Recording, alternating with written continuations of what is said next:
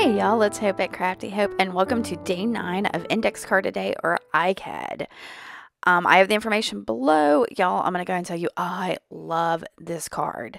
Yeah, it's wonderful. I woke up thinking about it because I looked before I went to bed what the prompts were, and the Daisy Yellow prompt from Tammy Garcia, the originator of ICAD, her prompt for today was found, which I love because I consider myself a in quotes, pickup artist, because I like to find things on the ground and incorporate them into art some way.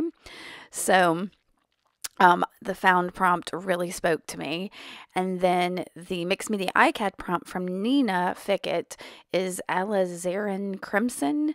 And I don't have specifically that color, but I did find I had a crimson of the Master's Touch paint from Hobby Lobby. So I grabbed that. And then for the found objects, I thought about it for a minute and realized that the other day on one of my walks, I had picked these. It was some dried flowers that were still like, I don't know, still growing. I don't think growing is the right word, but still on the stalk. So I grabbed those. And then when I went thrifting with a friend of mine this past weekend, while waiting for her to get to the antique store, I looked down in the parking lot and there was this like flattened, rusted piece of spring. And so I threw it in my purse and was like, I'll use this in something. So yeah, it's getting used in this ICAD today. So I woke up kind of knowing what I wanted to do with this. At least I had a vision, which never happens, y'all. I usually go into these ICADs having no idea what I'm going to do. And for this one, I knew the first thing I want to do, because part of my ICAD project is to work through my scraps. I wanted to put down just a ton of scraps to get some texture. So that's what I'm doing. I'm using my Uhu glue stick, going through my scrap box, and just throwing some stuff down. Now, I did try to keep the colors kind of not too bold because I'm going to layer a bunch of gesso over the top of that, and I didn't want it to be too hard to push that back. So like I'd pulled out a piece of black paper, and I was like, no, I really don't want that. That's going to be far too bold. But otherwise, it was all fair game. I've got a piece of like crescent shaped fabric on there, and just some different things. So once I've got these all, I'm dipping back into the scrap box because I knew I wanted some kind of little piece of fabric to maybe put over the stem of my flower to help hold it in place, like a tuck for it or something. And that's as far as I knew. So it was, like I said, I had a vision, but it was kind of unplanned.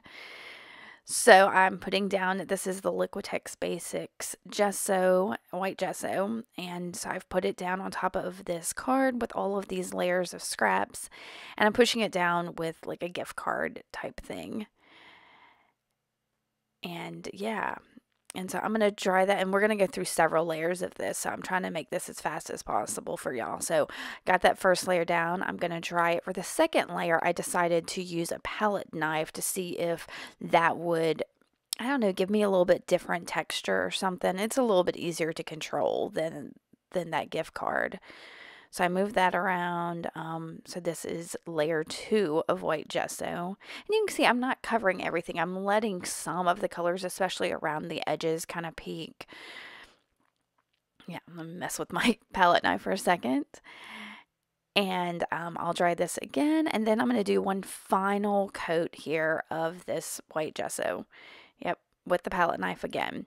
And when I dry this, well, yeah, okay, so I'm going to dry this as well as I think it is, but then decide to take just a piece of paper and press it over the top once it's dry, and that picks up some of the mostly dried gesso you'll see here. So I pull that up. Oh, and yeah, can you see that? Some of that got picked up, so that gave more texture, which I was okay with, but I decided to go ahead and dry it just a little bit more. And then pull in that crimson I've got. So I've got just a little dab of it on a palette, and I'm wetting it down. I'm going to use it kind of like a watercolor, and maybe that's what I should have used instead. But yeah, this was just grab an acrylic paint and go for it. And in my vision that I had, I saw just the bottom right corner having color on it, but I'm going to end up doing the bottom right and the top left just for the balance of it.